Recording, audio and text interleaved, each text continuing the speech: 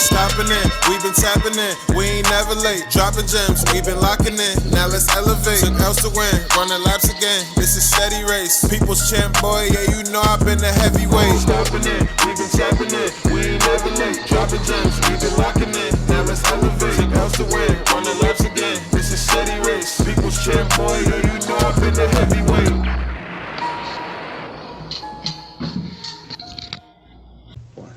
Recording in progress. What is going on, y'all? What's happening? It's your boy, the Heavyweight Bros, for episode 56. It is July 13th, episode 56. Who that? Brian Cushing? Who we got for that? I don't know. You just came in sounding like a Missy Elliott. That's your. All right. 5'6". That's a tough. Oh, Lawrence Taylor. Lawrence Taylor 56? I thought it was 53. 56? I'm pretty sure it's 56. All right, well, but LT it is then. Who am I talking about? Brian Cushing. Yeah. I don't know why he was the first person that came in the head. But Cush money. That's who it was. What's going on? I am your host, as usual, the 5XL assassin, the diabolical diabetic, your boy, the Big Nasty. And to my right is my co-host, the High Yellow Hitman, the freaking Deacon, Coach Buck. Uncle Razor, what's going on, man? I know you just came back from vacation. How you living, man? How are you doing? Texas is hot, bro. Yeah, they do everything big in Texas. One thing they do big is the heat, bro. That joint never dropped under 100. That sounds awful. You're talking about keep it 100? Go to Texas. You'll keep it 100. Are we the same color now? Easily. Yeah, I mean, bro, you might be darker now. Like, yeah, it was wild. It was wild. But it was fun. Got to learn some stuff. The way you just took that slurp, just thinking about the Texas heat was crazy. Right. I got back here and I was like, it's cold. Just put on a hoodie. Right. But no, it was fun. Like I said, it was I was there for a conference, so it was work related. But in the off times we did get to do a couple things to have some fun. I brought my wife with me, so we got to hang out and chill. It was pretty dope. Work related and got melanated? That's all I like to hear. There you go. There you go. Check was prorated? There you go. I know one thing I can say is that there's certain places you can go that will ruin you forever. So excuse me. I went to the Bahamas recently. I felt like that burp went inside me. My bad. So I went to the Bahamas recently, and to be on those beaches and see that clear water, just I'm never gonna go to a beach back home again. And if I do, I'm not going in the water. So I went down there and I went to Terry Black's barbecue. Shout out to Terry Black. I don't know who he is, but bro, they ruined barbecue for you. Yeah, I may never eat no barbecue again. Man, somebody gonna really have to compete, man. They do lunch tray style. So you go in and all the sides are in one place. You tell them what sides you want. They put it on a tray, hand it to you, and then you go and get your meats. So me and my wife got a tray together, and we had the brisket, the beef rib, and she got some pork ribs, bro. Them things was out of control. When I seen I think it was out of control. It was your portions of greens on that plate. When you showed me that, I was like, these are the greeniest greens and the yellowest mac that I've seen. Yeah, listen, man, that joint looked like a photo op, man. Yo, when I see Shorty pull the little slab of meat out, and it was wrapped in the paper, and I was like, this is what you see on TV. Then she started unwrapping it, and then she squeezed it to make sure that it was tender, because if not, I guess they was gonna go with a different piece. Right. And then she sliced it, handed half a piece to her homie, and they got the cut. I was like, oh my goodness. I was only gonna take 2 slices. Give me 4, because I'm gonna take 2 home. And I literally banged the rest of it today, man. It was good, man. Wait. Yeah. So them 2 fat ass pieces of brisket that you had earlier. Half of what I had. That was half of what you had. Half of what I had yesterday. That joint was big as hell. Yes, bro. And that joint was the beef rib is mind you, I felt like Chris Rock, because at one point they was like, "Hey, we only sell it by the bone, so you have to buy one rib." Yo, listen, I was like, I feel like it's not gonna be enough to get one bone. And then when they cut it and the bone came out, it's it's just a big piece of beef rib, and they cut it down into pieces, and it was just this is out of control. They eating brontosaurus over there? That's what's going on? It looked like some Fred Flintstone type meal. I was It like, was yabba dabba doing you dirty in that place. yo, bro, listen. By the time I was done, I was just like, hey, let's take a minute to take in the ambiance. They was like, oh, no, you need a break. Yes, I need a break. Yeah. But it was enjoyable, man. I did karaoke for the first time. That was pretty fun. That was your first time doing karaoke? Yeah, first time ever doing karaoke. I would have assumed that, like, at some point in time, you would have done karaoke. No, I mean, I've sung to some songs before. But you know how Jay-Z said, both in the club singing off key, and I wish I never met her at all. But song of choice? We went with Candy Rain. That's an ambitious song to go for. It was, and guess what? I went after it. Ad libs and everything. I was like, I don't care. Somebody's got to. Did you do it by yourself? No, it was 4 of us, and the name of our group was Uncle Raisin and the Raisinets. So you made sure that was like, hey, they come to see you, Otis. They came to see the Temptations, and you were the one that went after the ad libs. Like you let everybody else, like y'all hit that, but you're like, tell me, have you ever loved someone? Yes, I went after all of it. I didn't care. Okay. I was making sure it was gonna be top notch. I was gonna do No Diggity. But Lulu didn't want to do Queen's part. I was like, I'm gonna do Dre, Teddy Riley. I thought she was ride or die. Lulu, yeah, right. You know, she was just like, I didn't know the words. I was like, they're gonna be on the screen. It doesn't even matter if you jack it up because I got your back. Nope, she wasn't going for it. Yeah, but it was a good time, man. I felt like while you were doing that, like somehow, some way, like my spirit was in there and just did like that nod and like fade away. Like they do like in BT movies, like it's like when they just die and they die. Yeah, I had a good time, man. I had a good time. It was a vibe. All right, that's good to hear. You want to jump right into the what's the call? Oh yeah, we can digging in the crates. Digging in the crates, no diggity, no doubt. Hey, so it ain't much here. Just one thing I brought up, and that boy Fab is back outside. He's got a freestyle out called Rhapsody, I want to believe. But you know, Fab's back in the day, DJ Clue. Anytime you dropped the beat, he was right. It's like this is another Fab freestyle. Desert Storm, here we go. You know how we do things, right? So he has that, and I recently found a song with him and Mary J. Blige. So I seen that one. It's Mary's song. Fab opens it up with a verse, pretty tough verse too. He shout out Diddy a couple times. I don't know what that was about, but you know what I mean. Shouted out his chef, and then said we got Diddy back outside. So I guess Fab may be spending the summer outside. So I'm here for it. You know what I mean? Mary looked amazing in that video. Mary did look amazing in that video. The song's cool.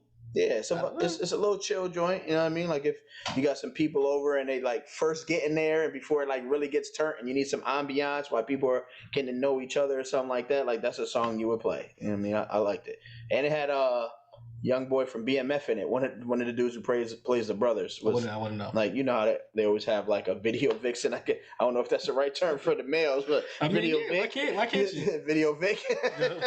Video Victor. Right there you go. But yeah, he was in the video. But yeah, Mary is aging well. I thought she looked fantastic. She made sure she put that body out there. Yeah. Very little attire, but she was grown about it though. She wasn't messy about it. She was grown about it. So we'll see, man. I hope it leads to more Fab being outside. I know he recently had a song with Jim Jones. I feel like this might be the second song he did with Jim Jones, but it's another song, not like that fit song that they did. Nah, I think it was like the Diet Coke remix or something like that. Okay, all right. Yeah, I was like, but the Rhapsody joint, it was that. Boom, ching. But yeah, between that and the Mary joint, it seems like Fab's coming back outside, so that would be pretty dope. It's called Reposada Poetry. I might be saying that wrong. Reposado Poetry. That's what this looks like. That's what it looks like. But yeah, let's see what it leads to. All right, but that's all I had for digging in the crates. I don't know if you listen to any new music, delved into anything. I'm not, but I do have a bit of an announcement. I was trying to make it a surprise too, so that way I can get your genuine reaction. Okay. So like, you know how like last time I spoke about like the Chris Brown Usher verses and like how I was gonna do it. Mm-hmm. The more and more I started doing it, the more and more I was like, I feel like this is bigger than what I was talking about doing. Uh-oh. So like, remember how I told you like I had myself. I made my Usher playlist and I made the Chris Brown playlist, and I went to my cousins as like my constituents to break down like the Chris Brown list. Yep. And like the more and more I went into it, I was like, I feel like we got to make this a thing. So tomorrow night we're going to do like our own Chris Brown versus Usher versus. I'm going to represent. What time? 6 o'clock. You're gonna both be DJ and playing your track. Who's Chris Brown's DJ? It's gonna be my cousin. And you're Usher's DJ? I'm gonna be Usher's DJ. What? So- Where is this at? It's gonna be on Zoom. Oh no! I need a spot in that room. I need a spot in that room. If you want, we could use an MC, like, you know what I'm saying, if you want to be a part of it. Yes. All right. So, cause so I was originally doing it, and then I was just like, I feel like just putting it on IG, like it'll just come and go, and it'll be whatever. But then, like, the more and more I started thinking about it, so like I hit him up. I was like, yo, let me ask you a question, man. I was like, if I told you that we was gonna do this on Zoom, and it was like, you know, we would do it like an actual versus, like I represent Usher, you represent Chris Brown, would you be down for it? He said, yeah. And I was like, listen, I already got Google Docs, I already got the playlist, I already got all this other stuff. He was like, I was like, do you want all this stuff? And he was like, oh yeah, send it to me. And I was like, do you want my Usher stuff? He's like, yeah, I'm gonna need that because I need to know what I'm working against. Right. And I was like, I'm glad you said yeah, because bro, I was already working against this Chris Brown playlist as I was going across it. I sent him the Usher playlist.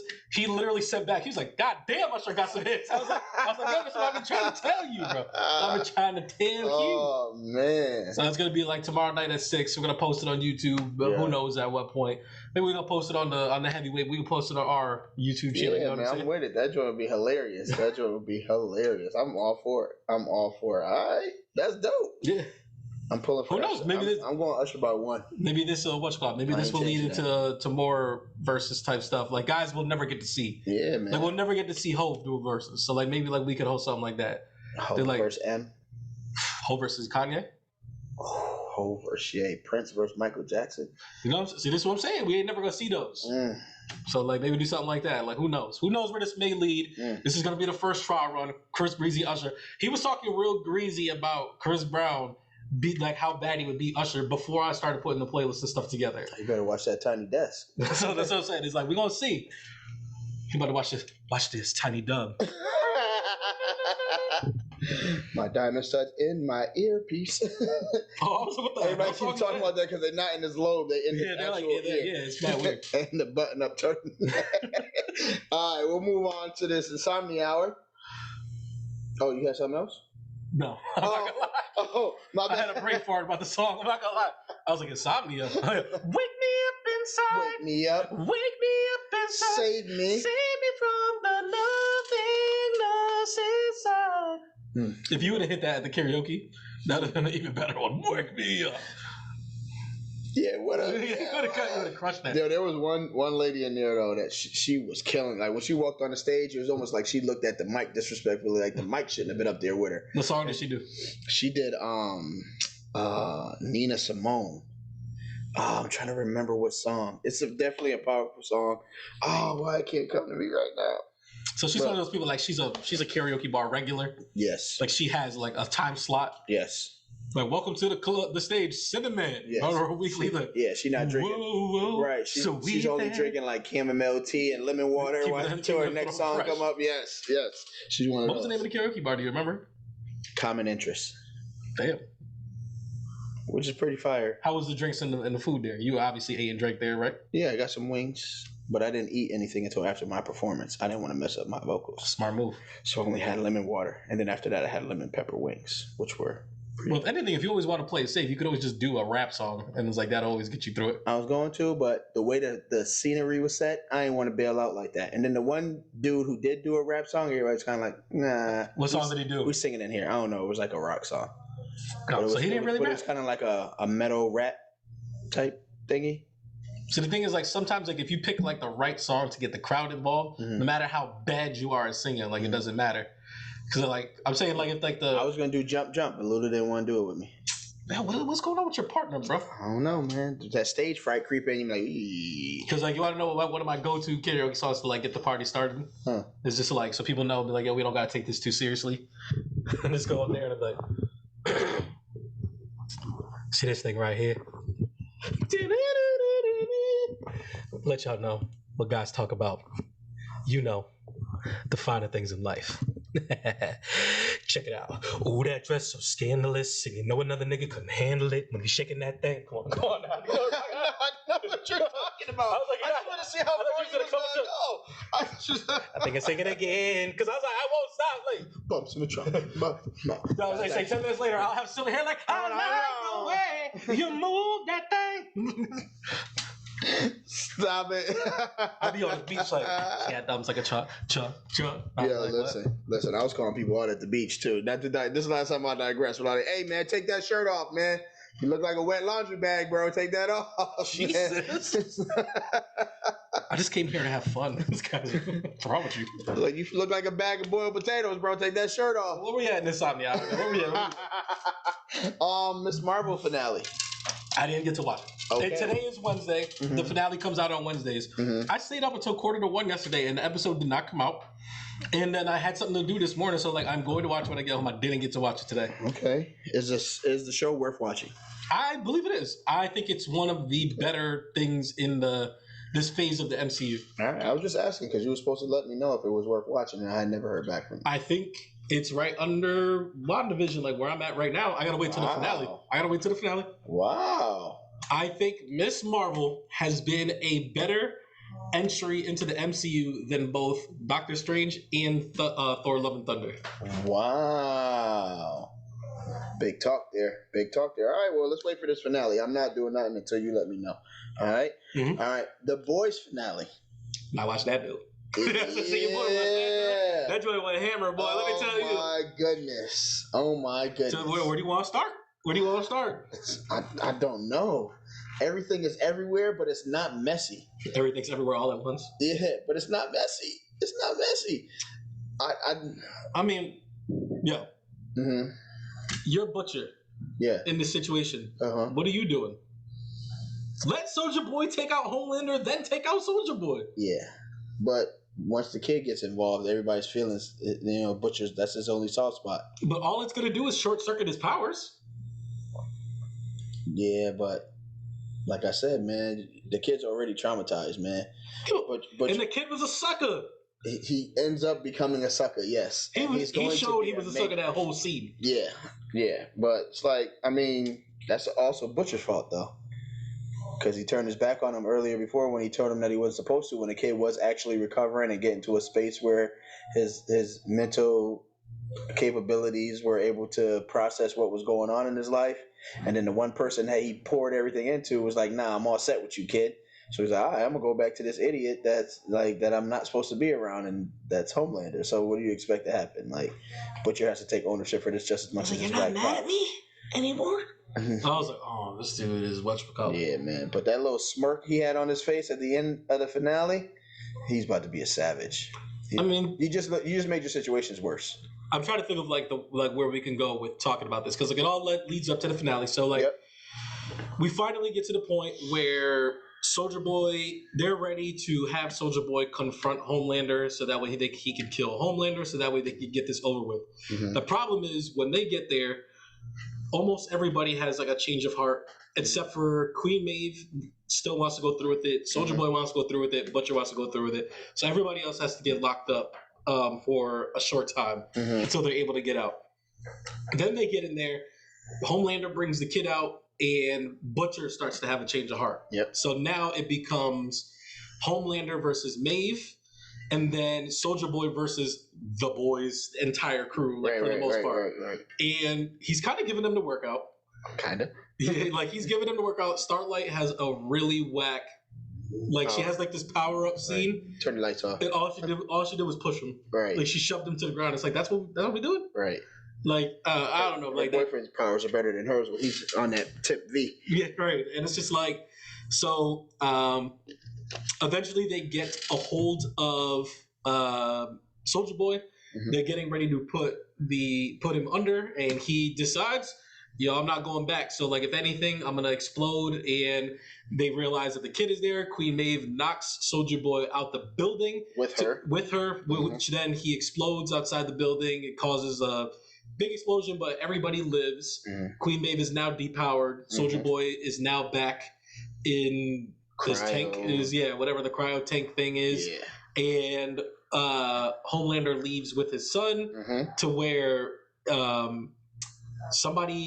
goes to a rally. Someone winds up throwing a can of something at his kid, and in retaliation, he lasers the dude's face off. Mm-hmm. And everybody's kind of stopped for a second, and then the one idiot cheers.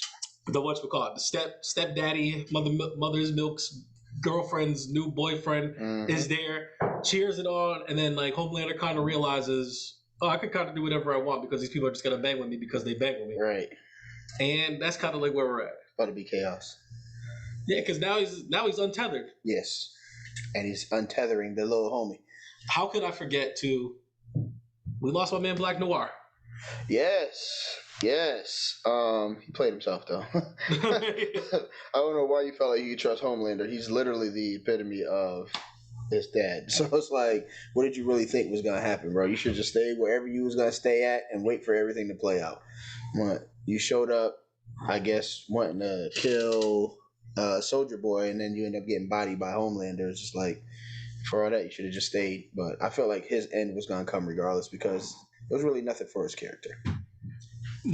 Also, like other subplots that have taken place, the Deep winds up killing the guy that was running for vice president. So now old girl Mia Khalifa with the powers is running for whatchamacallit, For president. for vice president. Vice president.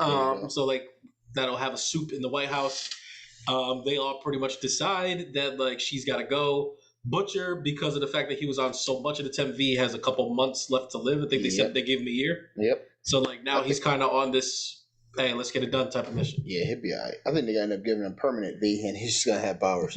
It's the only way to save your life, so you can help us. So that's one of the big differences from the comics, is like they did take like the 10th V that was like, they did have like some sort of powers in the comics, but it was more like almost like a Captain America stuff. Like they were just like enhanced versions of humans. Mm-hmm. So like that way that they can legit fight these soups, and like it wouldn't be crazy that like Homelander doesn't knock your head off type of deal. Gotcha. Bunch of changes from the comics as well. Black Noir kills Homelander in the comics. Oh, really? Yeah, like Black Noir's whole thing is completely different. Mm-hmm. Black Noir is actually like a failed clone of Homelander, and like Homelander does not know this. And then like he kind of reveals himself to be like this deranged clone, stuff like that. Winds up killing Homelander, stuff like that. Homelander also kills Queen Maeve in the like and stuff. There's a lot of stuff that happens in the comic, but I honestly think that story wise, the show is just a better version. Mm-hmm. Like, you know, the comic is okay, but it's like it's more for like the shock value of like a lot of the gore and like a lot of the stuff that happens. Like the story elements kind of like are just all over the place. Mm-hmm. The show does a much better job of making things make sense and stuff like that. Okay. All right. If you had to make one assumption of what's going to happen next season, what are you going to say?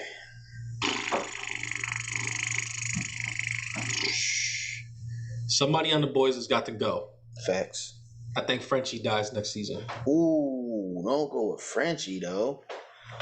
I don't want to say MM, so like it's got to be somebody else today. I think it's Frenchie. Sheesh, that's a tough one. Okay. I think that the little boy gets into a fight with Homelander. So he turns on him. Yeah. He's not going to turn him into like a super Homelander. Oh no, he's going to be wilding at first. Okay. But I think he's going to turn on him. They're going to have a fight. Did you ever see the movie Brightburn? Yes. Is he going to be like one of those? We'll see. Okay. We'll see.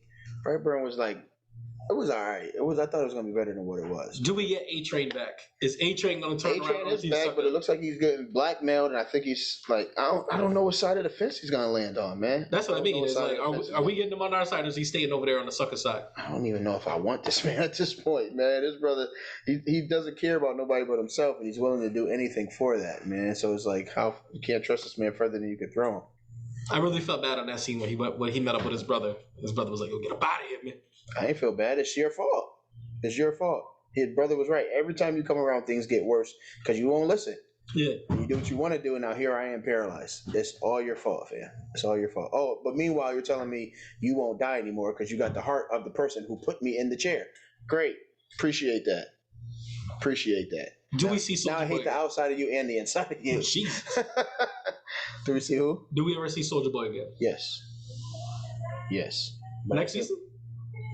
Yeah, if it does, it's going to be at the end. The end. Like the end of next season or like the end of the show? Yeah, no, the end of next season.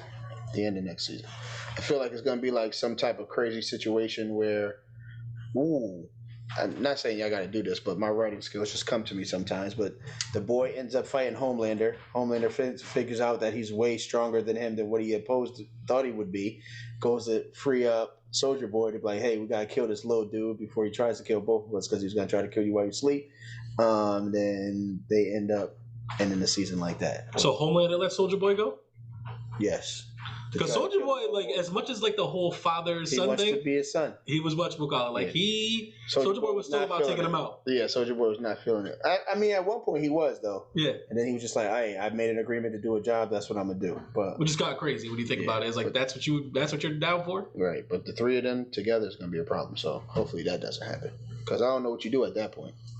But Homelander by himself is a problem. Like the whole boys all together can't do jack squat to him. Yeah, well that's why they got Soldier Boy. So who knows?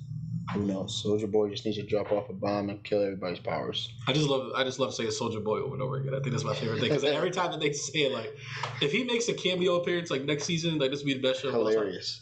Or MM just wear a Soldier Boy shirt. That'll do it, I guess. Or he wears the glasses. If you wear the glasses. Wear the glasses. There you go. All right. Is the boys like now that it's completed? Okay. How far did it show up like your top shows of this year so far? It's up there. It's up there. Up there, yeah. So your top 5?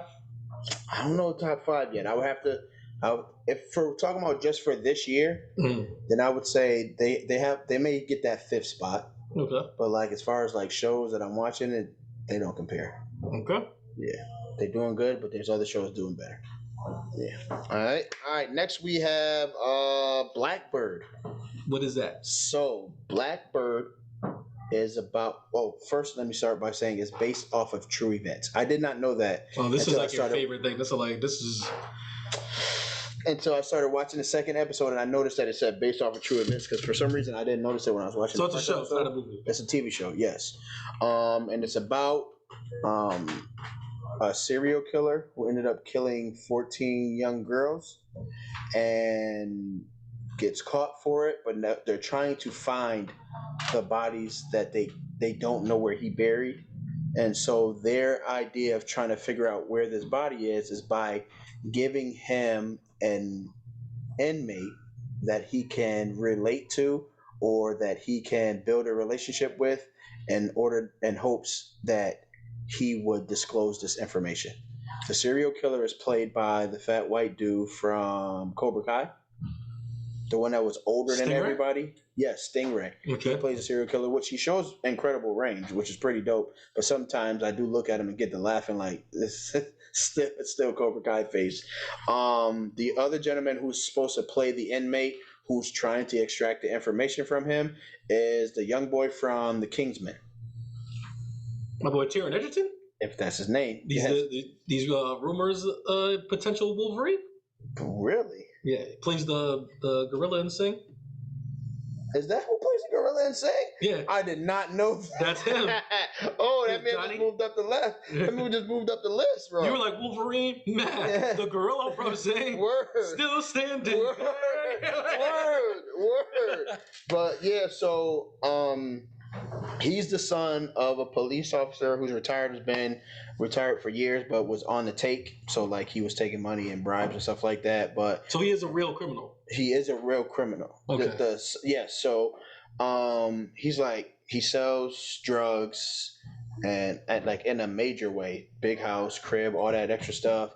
Police end up raiding his crib and they find like handguns, assault rifles, a bunch of drugs and money, and they take him to jail. So his dad, the ex-cop, was like, hey, listen, you'll be all right, because he's walking around like I'm walking on sunshine, like I'm gonna get out of here, it's no issue.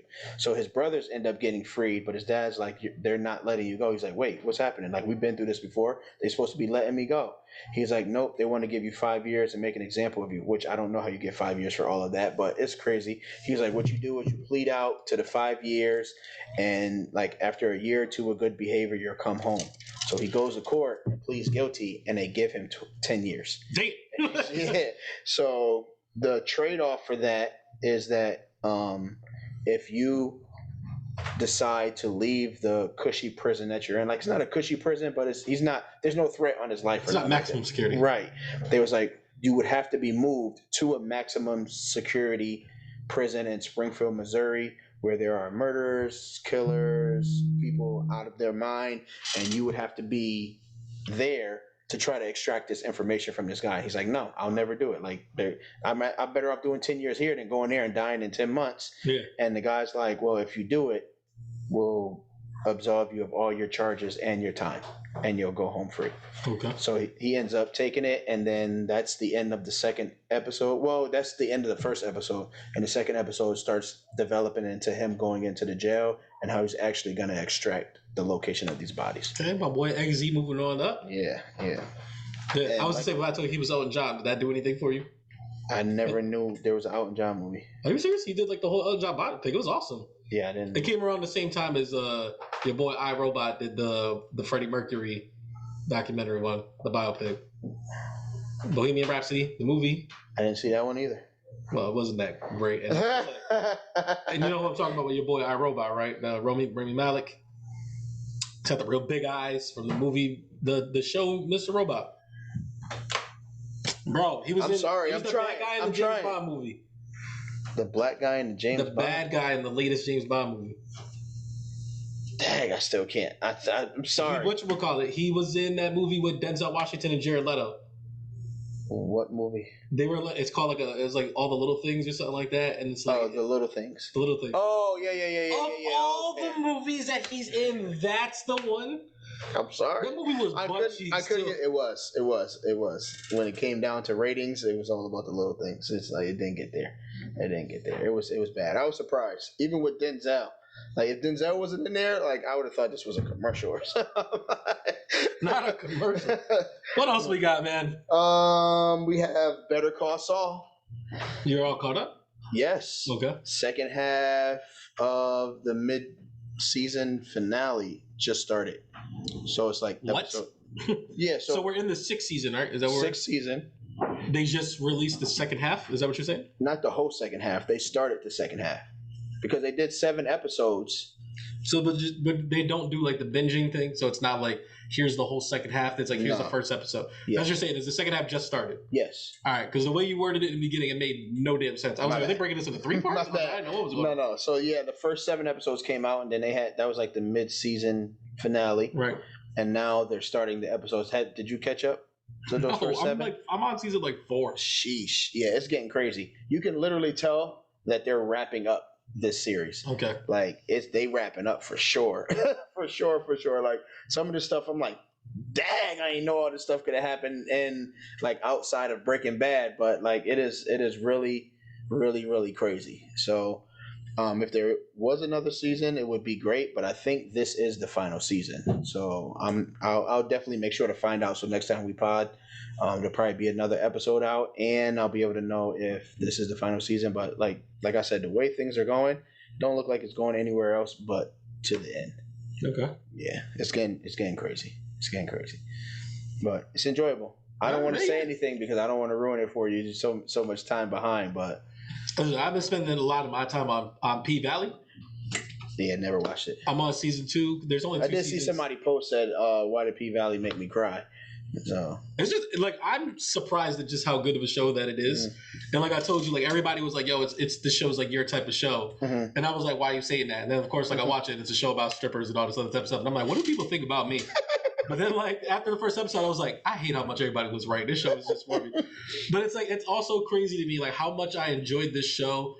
And I don't like a lot of the characters. Mm-hmm. Like I would say, like I don't even like the main character for the most part. Like the main 3 characters, like I could care less about. Mm-hmm. But it's just like for some reason, like I really enjoy like how the show is moving. Mm-hmm. Okay. I'm on season 2, episode 3, and there's only like 6 episodes so far in season 2. I'm gonna let you know how it ends up. All right, I need you to catch up on this Better Call Saul though. Bodies are hitting the floor. I'll tell you that. Okay. Bodies are hitting the floor, and you'll be surprised whose bodies it is. Okay. And you're gonna be like, "Oh, didn't see that coming." You were supposed to be in Breaking Bad, bro. Right. How did you get to Breaking Bad if this happened? That's literally what I was telling myself as well. So we'll see. We'll see where it goes. Aside from that, some Emmy Award nominations came out. Yes. Pretty sure you have a list for us. We do. Like the Emmy nominations came out yesterday. Obviously, a lot of these. Easy. It's gonna be easy. Yeah. How many categories is it? There's quite a bit. It's usually like they give you the genres. They like like best lead actress in like a drama. Then they do comedy and like all that type of stuff. And they released all the nominations already. Yeah.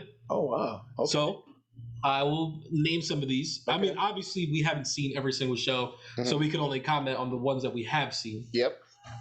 So these are the nominees for Best Drama Series: Okay. Better Call Saul, Euphoria, Ozark, Severance, Squid Game, Stranger Things, Succession, and Yellow Jackets. Oh, snap. That is tough. That's a list, bro. Read it one more time.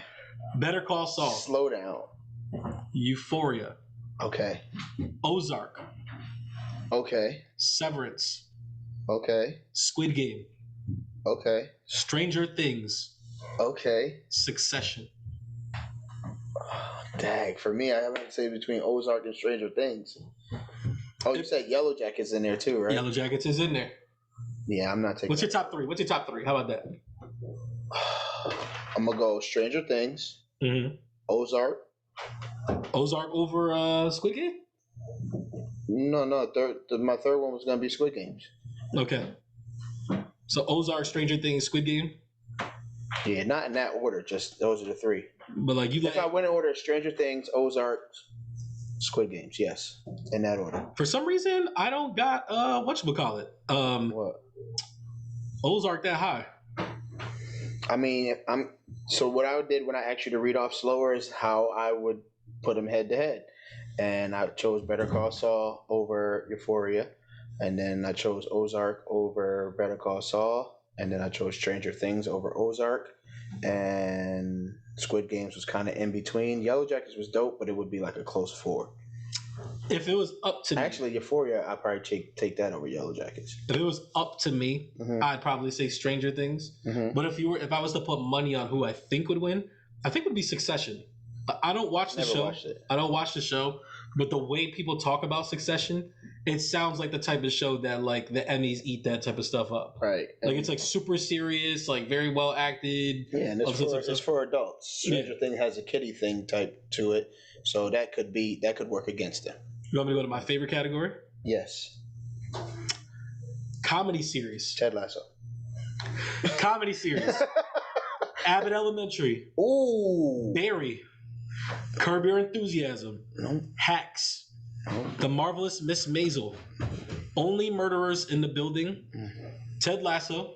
What We Do in the Shadows. I have 2 in there. Ted Lasso's at Abbott Elementary. If it's not a battle for those 2, then it's rigged. I don't care what nobody says. That Ted Lasso was fire. I was reconsidering watching it all over again. And Abbott Elementary, for them to be as strong as they were and only in their first season, all those shows are out of their first season. Abbott Elementary is in their first season, and the fact that they're in there after 1 season speaks precedence alone.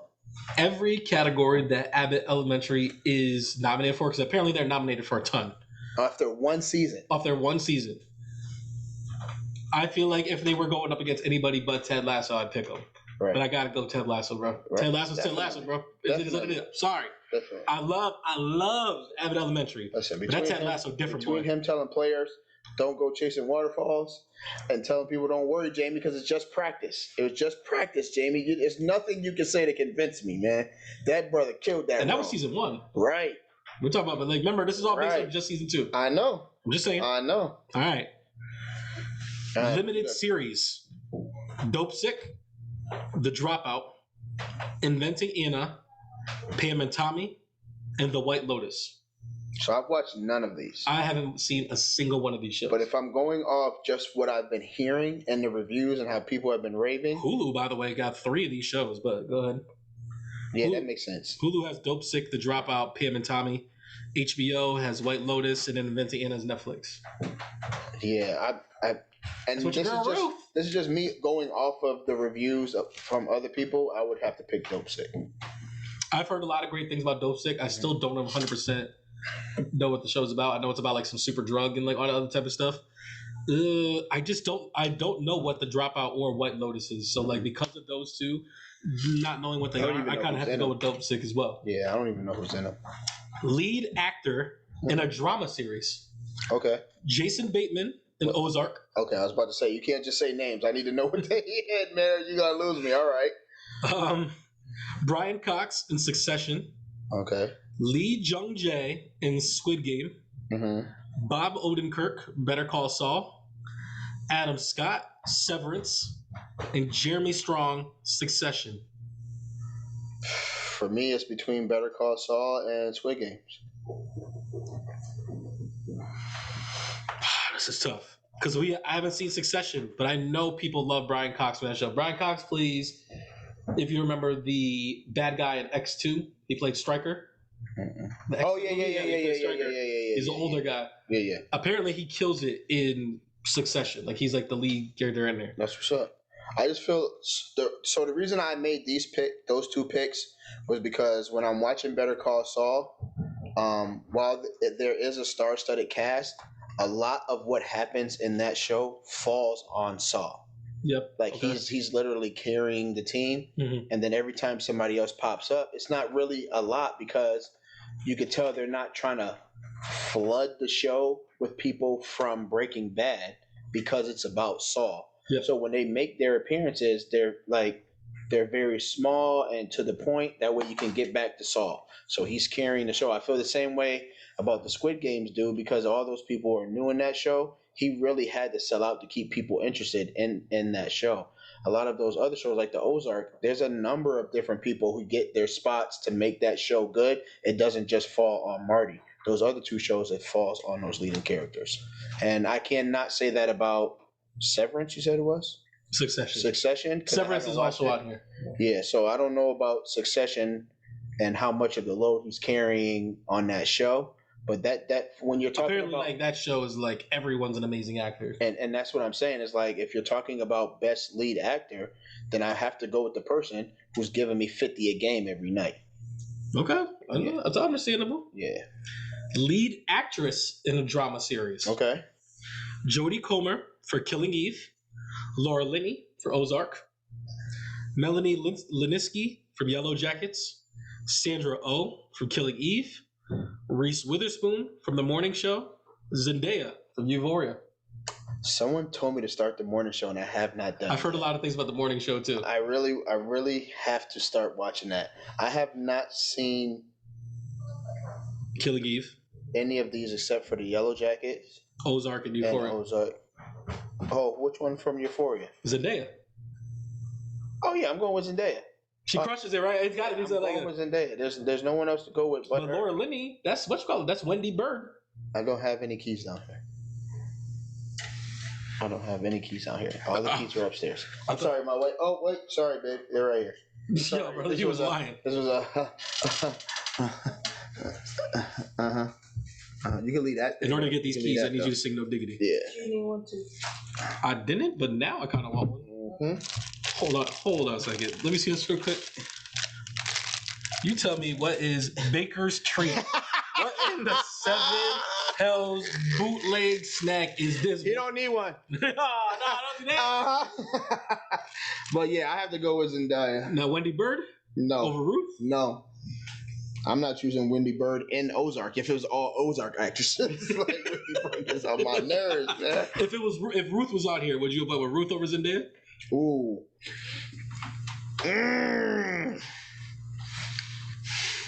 Man, you put me in a tough spot there.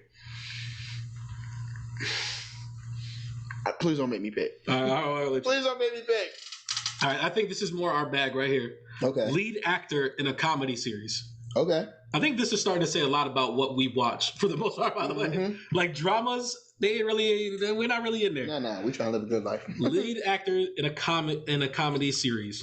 Donald Glover in Atlanta. Bill Hader in Barry. Nicholas Hoult, The Great. Steve Martin, Only Murderers in the Building. Martin Short, Only Murders in the Building. Jason Sudeikis, Ted Lasso. Thank you, Lulu. You're welcome. So what was the first one again? Donald Glover in Atlanta. That's Earn. Yeah. Travis Gambino. So it's between Bill Hader and Barry. Nicholas Hoult, The Great, which I'm sure you haven't seen. I'm sure you also haven't seen Only Murders in the Building. With Steve Martin and Martin Short. So that means to you, it's either Ted Lasso, Barry, or Atlanta. So it's Atlanta or Ted Lasso. Wow, we're not even what you call. You're not going to give it to Barry at all. All right, not that he didn't do well, but if I'm going with between those other two guys, then I'm gonna say no. Yeah. Is it Earn or is it Ted?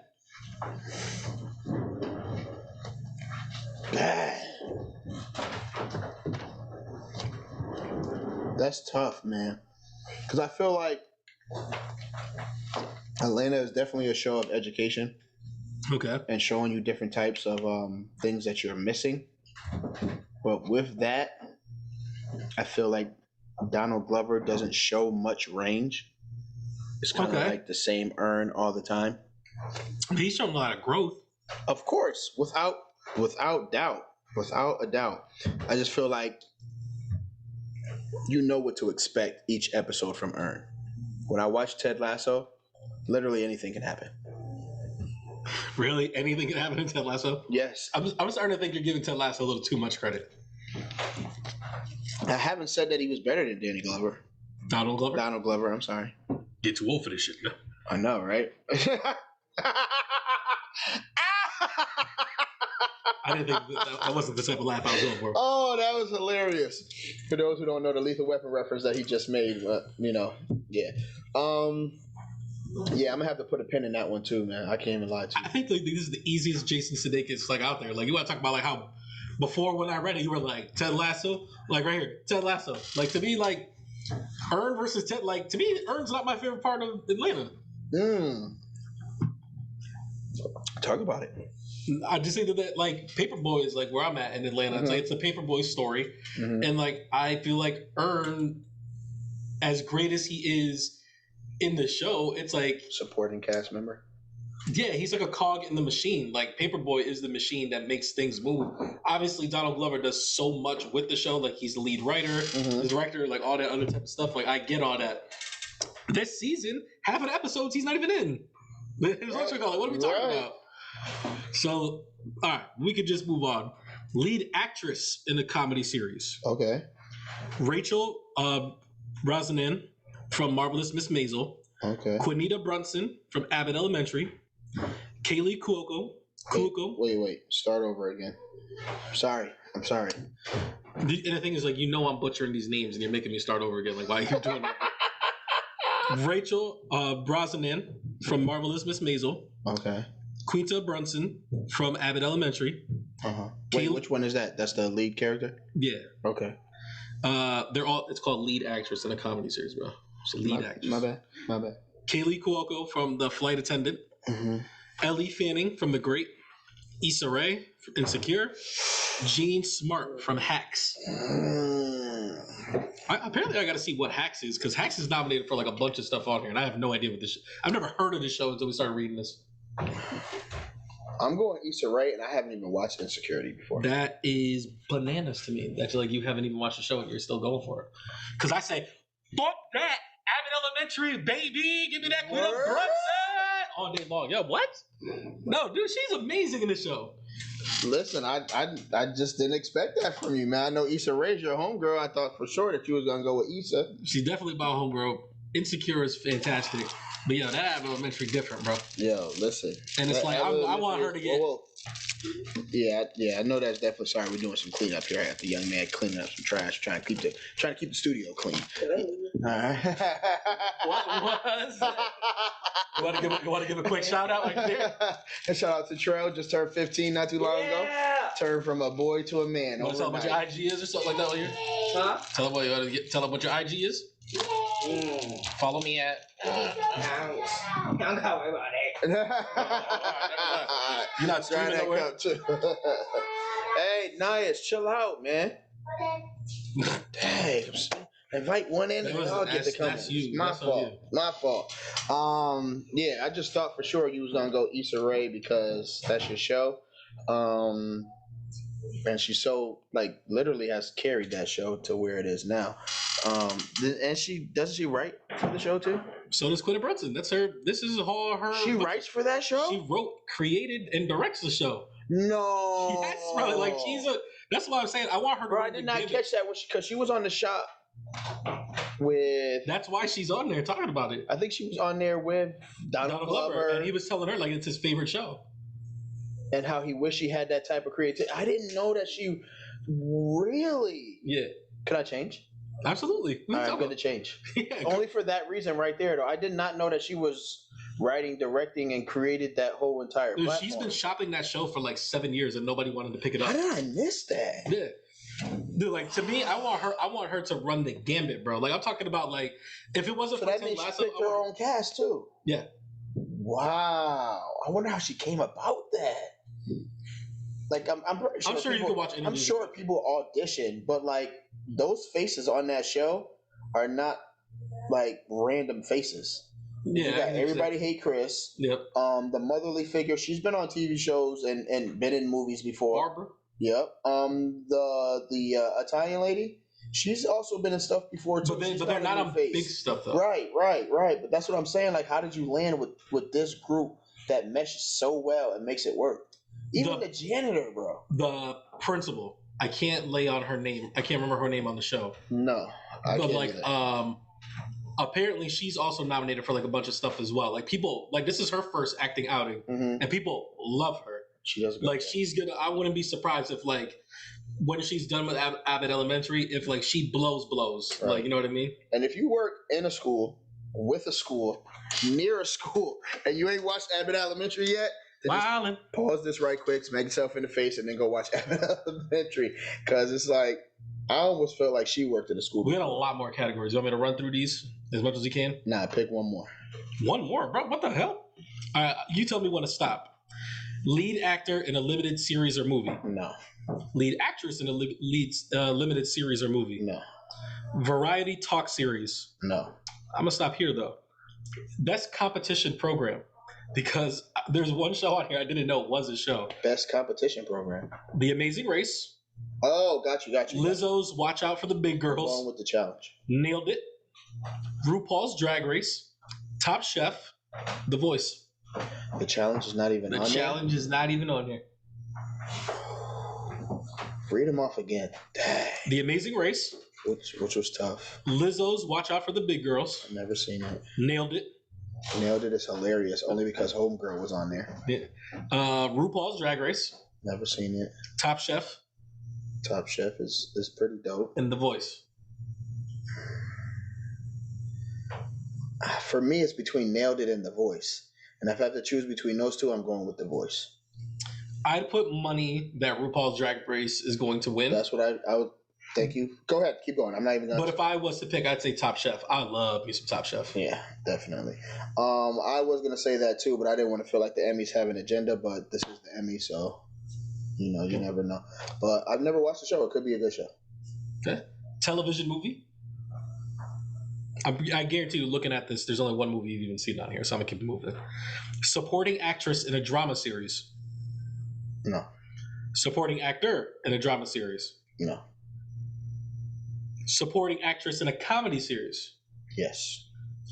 Alex Borstein, The Marvelous Miss Maisel. Hannah Eibendur from Hacks. Janelle James, Abbott Elementary. That's the what you call the principal. Mm-hmm. Kate McKinnon, Saturday Night Live.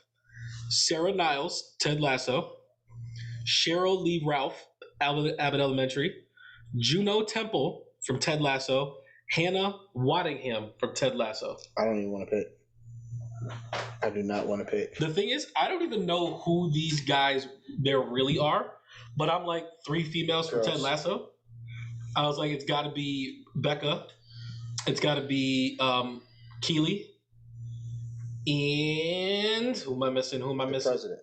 Oh, that's Becca. That's Becca. Becca, Keely. Who am I missing? Who's the other girl?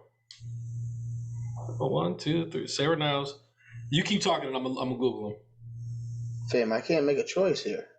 That's tough. If you were to give it a word to Keely or Becca, who would it be?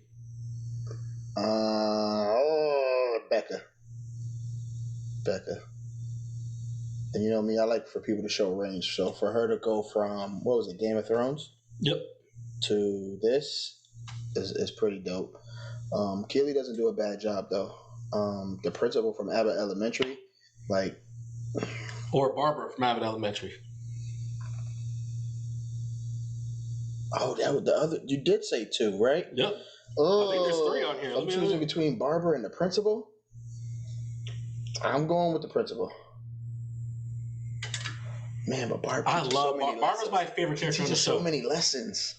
She's my favorite character. I don't want to pick. I think she's actually the best actress. Don't make me pick. Nope, you got to.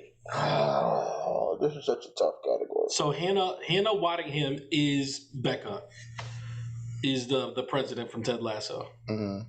Oh, I'm trying to go. Oh my goodness, it's such a tough subject. I don't want to pick. I can't. You have to pick somebody. All right, I'm gonna go with the principal. But So now, who wins out of Becca and the principal?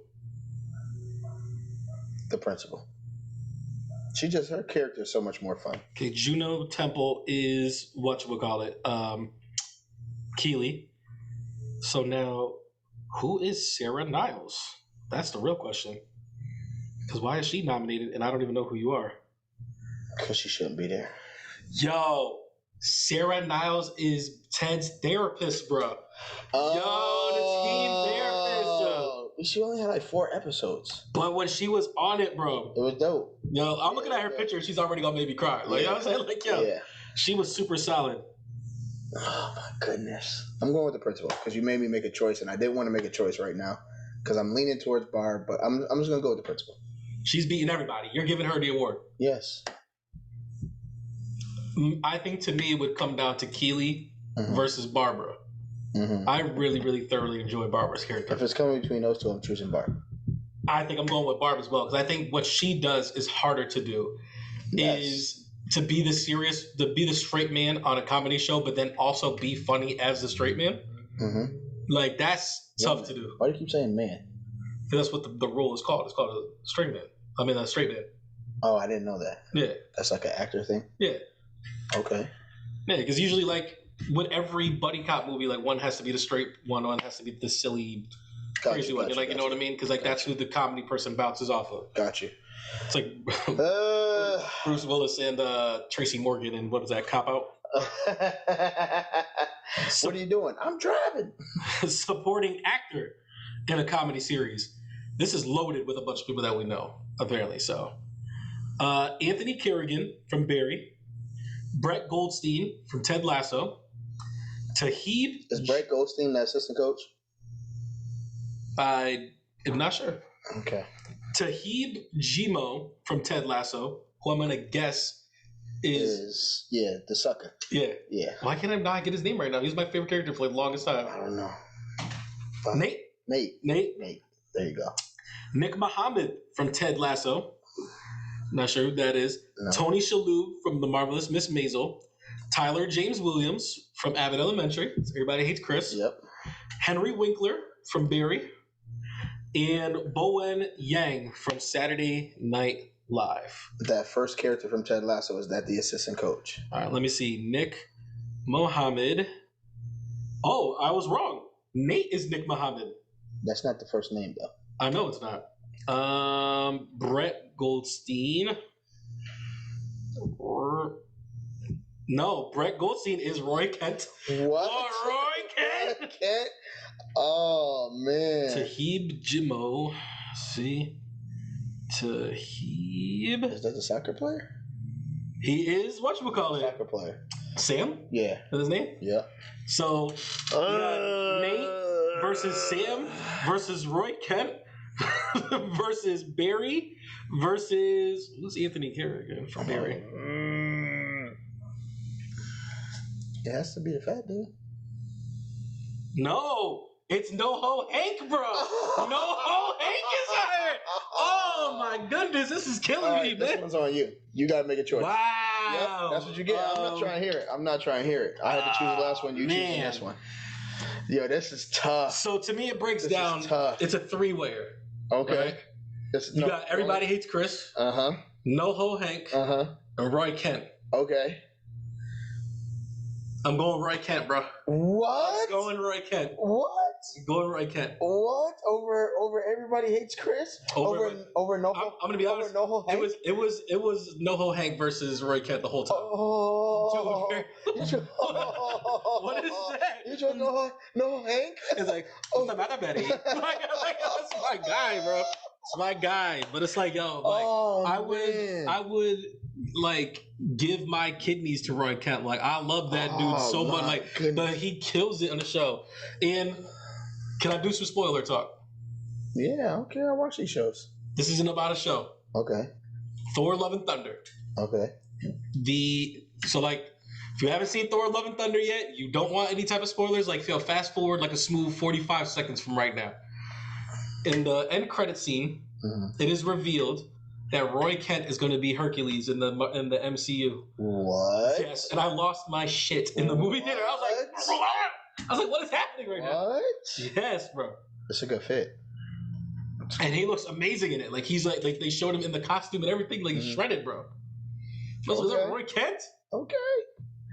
I like how we knew none of all those last names were not who we thought they were. Right. Your boy Coach Blue, did he get in there? Right. If it was him, I definitely was gonna go with him. You do love you some Coach Blue. Yo, bro. Is he your favorite character off Ted Lasso? Or is it Ted? No, Ted's my favorite character, but assistant coach is a very close. I think Roy Kent's my favorite character. Like Roy Kent and assistant coach is like right there. Like, Nate fell down the list, man. I would have gave up my firstborn child for Nate in the first season. Right. I love that dude. Right. I was trying to adopt him. I couldn't figure it out. But I think Roy Kent's character development in this show is just it's perfection. And it's he knows how to just when he decides that he wants to be a coach during the season, and it's he leaves in the middle of the show. And it's just he shows up to the stadium and everybody's just kind of and they sing the Roy Kent song, and I was just I will punch this TV. I don't give a shit right now. We're talking about height. That's our bet. I'm going Roy Kent. Okay. Are you with me or are you which guy? Are you because now you got to make a decision. I made the hard choice. You didn't make no decision on the last one where I had to make a choice. Yes, I did. No, I chose Barbara. I did that. Oh, okay. I'm choosing Everybody Hates Chris. Damn. Yeah. Sorry, Roy Kent. He's the straight man of that show too. Yeah. Yeah, I'm going Everybody Hates Chris. These are some tough categories. All right, so I'm gonna try to supporting actress in a limited series. No more categories. No more categories. There's 1,000 left. Guest actor, guest actress, guest actor, variety comedy sketch, variety special, nonfiction series or special, host for a reality show or program. No. How is the challenge not ever on here? What is going on with that? Outstanding animated program. You've seen a few of these. Nope. Arcane, Bob's Burgers, Rick and Morty, The Simpsons, and What If? It's between The Simpsons and Rick and Morty. Really? Yes. Where you leaning? I'm gonna say this is Simpsons because they become a national treasure. But this is about last season. This isn't about all together, just last season. Entirety. Yeah, it's just. I'm going Rick and Morty. The Emmys are every year, bro. So everything is over your last season. I'm going Rick and Morty. To me, it's between Rick and Morty and Arcane. Okay. I'm going. I think I gotta go Arcane, bro. That's what's up. Rick and Morty's going to smash it.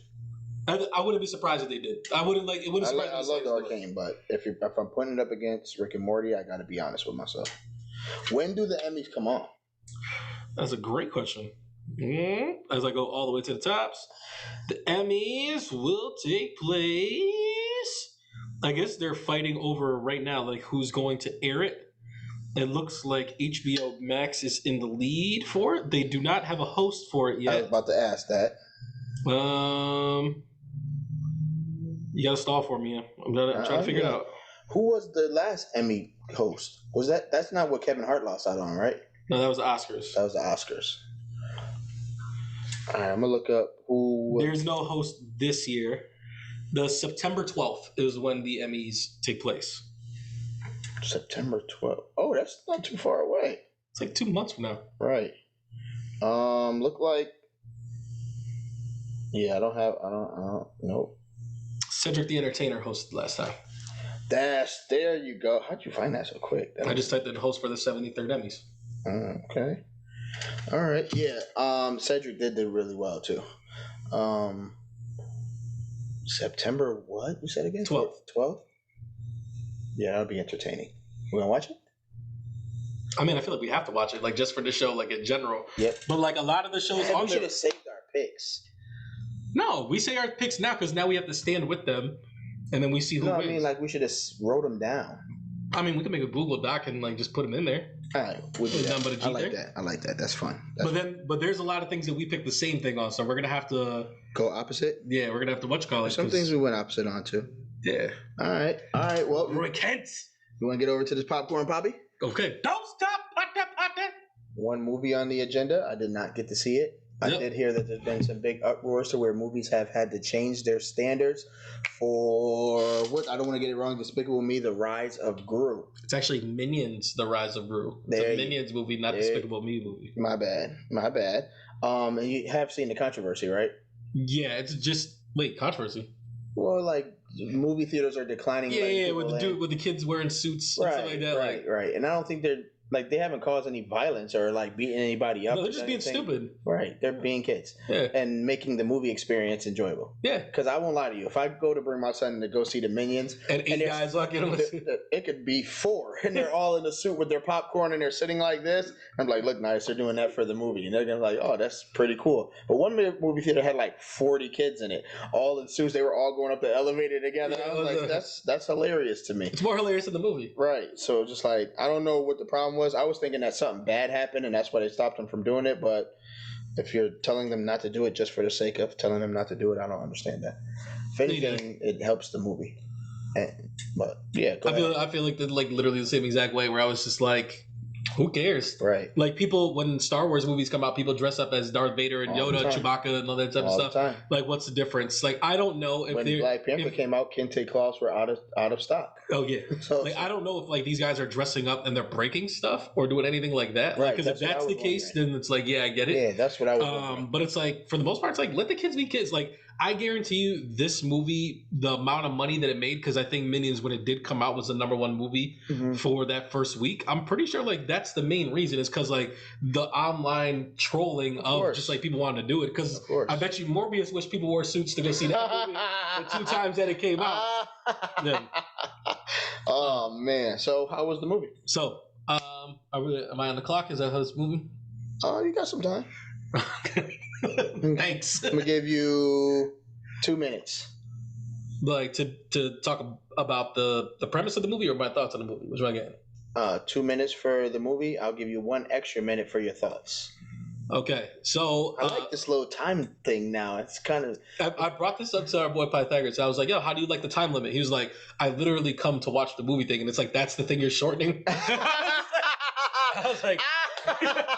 I was like, I feel like you kind of got a point. I was like, we're gonna figure this out. And I was like, all right, we'll extend the times or something like that.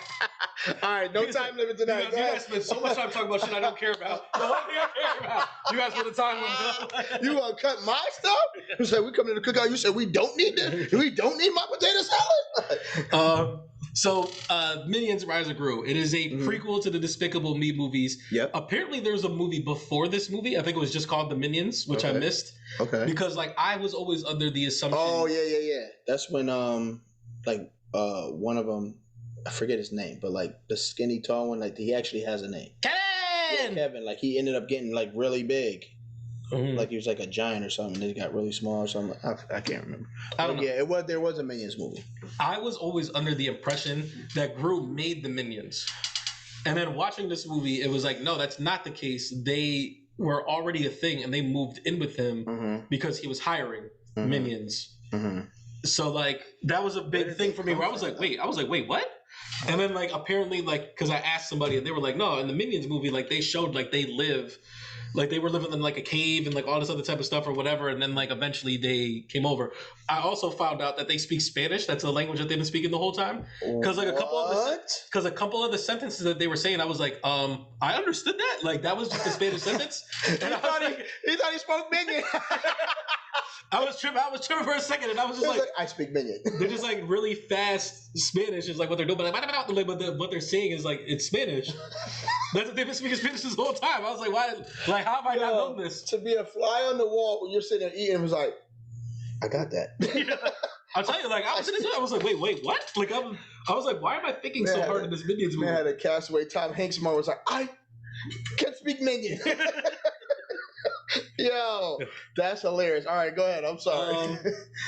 So it's about young Gru who wants to be a villain. Yep. He idolizes this villain group called the Vicious Six, which is kind of like a Legion of Doom type villain group.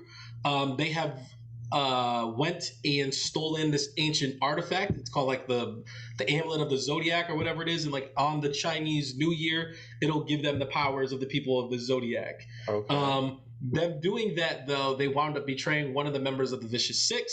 They hold auditions for the next spot. Gru goes to audition. They kind of laugh him out of there. He steals the amulet from them, and that kind of brings the whole calamity of this movie. He because the guy that they kicked out of the group was his personal favorite villain. Like that's who he idolized. And then it was like, you know, they laughed him out, and he realized that the guy that he even wanted to see wasn't in there. And he was like, oh, these guys are what you call, they perpetrated. And he was like, Right. So he takes it And goes type of deal. to get at him. Yeah. So like that's kind of the summation of this movie. Movie is very okay. Like, you know what I mean? Like You've been catching a lot of mids lately. I don't know what you're talking about, because I was like Everything Everywhere All at Once, Triple R, the Top Gun. Like these are some of the most amazing movies I've ever seen. Triple R was on Netflix. Top Gun was a bit ago. Everything Everywhere was definitely a bit ago. I'm talking about your last few movies were all mids. It's a lot of Marvel movies. Shots fired. Yeah. I saw Black Phone. Black Phone was fantastic. Oh, okay. Got you. Okay. But yeah. Obviously it's a kids movie. This one is like you know how there's kids movies that are for you and adults, or for kids and adults, and then like this one seems like it's just for kids. Okay. Like a Sing 2 is like we can enjoy stuff in Sing 2. Right, like this one seems like it's really just for kids. Some of the jokes hit. But then like there's a lot of the jokes that they do a lot is just like we're gonna show this thing's butt. Like there's a lot of Minion butt cheeks in this movie. A lot of Gru's butt cheeks in here. Like there was a lot of kids in the theater that were like dying laughing every time these butt cheeks came out. Every time I was just like, we're doing another butt cheek joke. That's what I'm doing. I guess that was their way of saying the movie was cheeks. Speaking of Everything Everywhere All at Once, Michelle Yeoh, the lead actress in that movie, is in the Minions movie, and she is kind of like teaches the Minions kung fu. Wow. And it's like she's great in it. Like I was just like, why is she so good? Does the character look like her? No.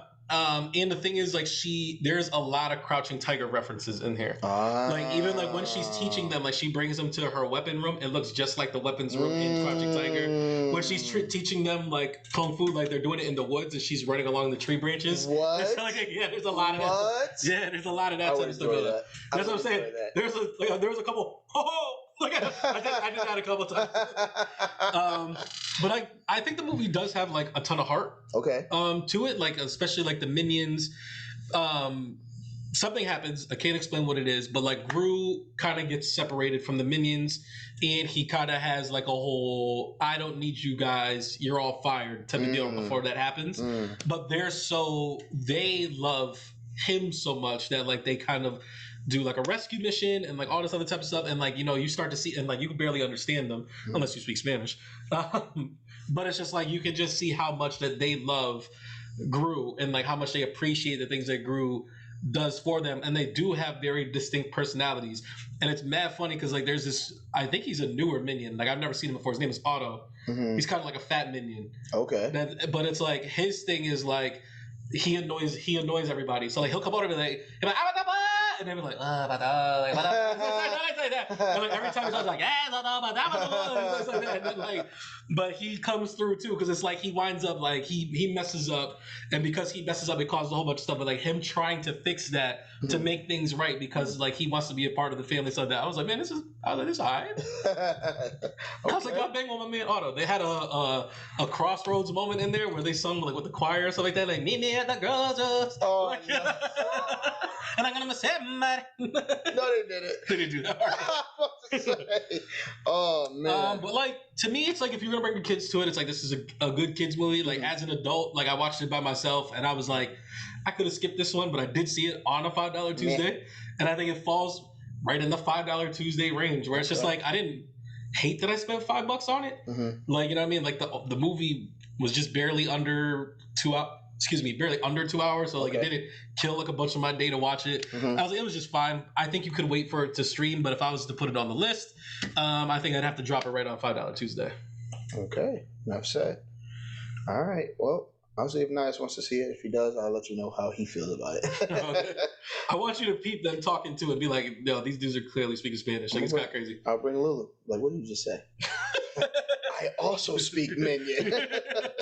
All right, you want to get over to this hardwood check-in? Let's go for it.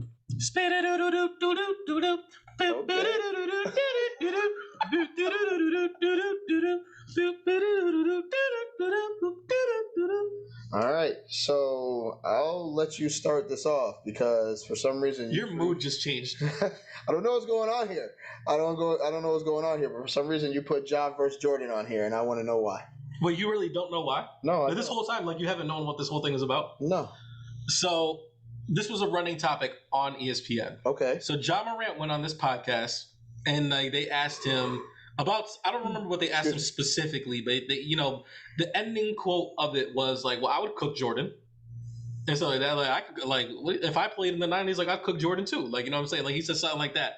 So they ran with it like real crazy. Like apparently like Ballsack Sport put out like a big quote that wasn't a real quote that he said, and like ESPN really took it and like ran it like it was a real quote and all the other type of stuff. A quick turnaround. Yeah.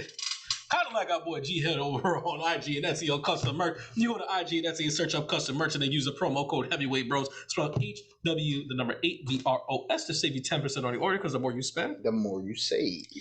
But the main reason I wanted to bring this up is because like obviously Twitter went on like a big discussion on this, and I don't understand. Like I feel like we're in this black hole, the dog days of summer, where people have nothing to talk about. So now people just say anything.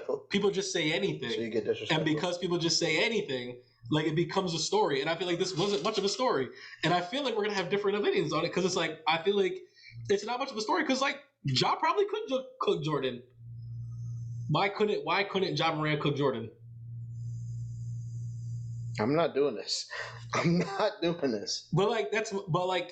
what do you mean by cook? Beat Jordan? No, but it's just like, make him like get by him, put some points on him. And then Jordan will drop 40 and still win the game, right? Probably, yeah. That's not cooking to me. Like, I feel like Allen Iverson cooked Jordan like in that one play. Like, he got cooked on one play. And I forgot that Jordan had 40 and still won that game. Yeah, but I'm saying, it's like, that's a murder move bar. But like, if you're telling me that like, getting cooked means like I have to like absolutely obliterate you, like I dropped 40 on you and you got 20 or whatever, then I would say no, that's not the case.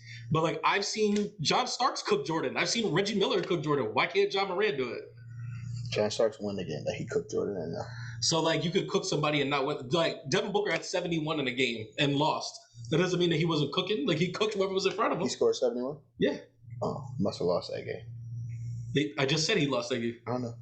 I'm just making your point. What is my point? Doesn't matter. What? Who cares about the 71? You lost the game. It always matters. What? Oh, I was like, so wait. The game. So I remember watching Rondo have a post-game interview. So he had like 50. Had like 11, 12 assists, a bunch of rebounds. He went crazy. Reporter was like, best game of your career, Rondo. How are you feeling? We lost the game, and he walked off. Okay, but that doesn't mean. But like you're saying it as if like when you lose the game, like all of a sudden you just get a 0.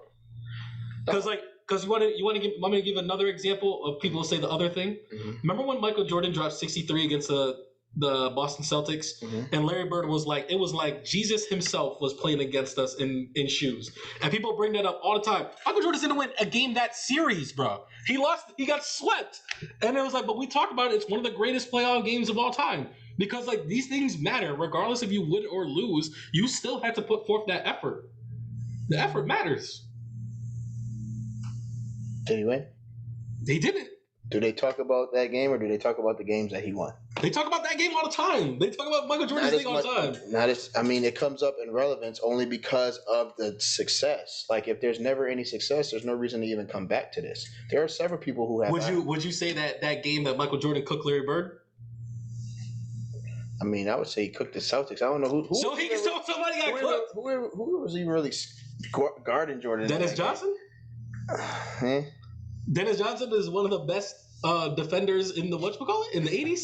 All right. So if you're asking Dennis Johnson how did it feel when Jordan dropped 63, what do you think Dennis Johnson's going to say? That nigga cooked me. First of all, R.I.P. Dennis Johnson. R.I.P. He's not going to say Jordan cooked me. You know what he's going to say? We won that game. Well, yeah, that's what losers say all the time.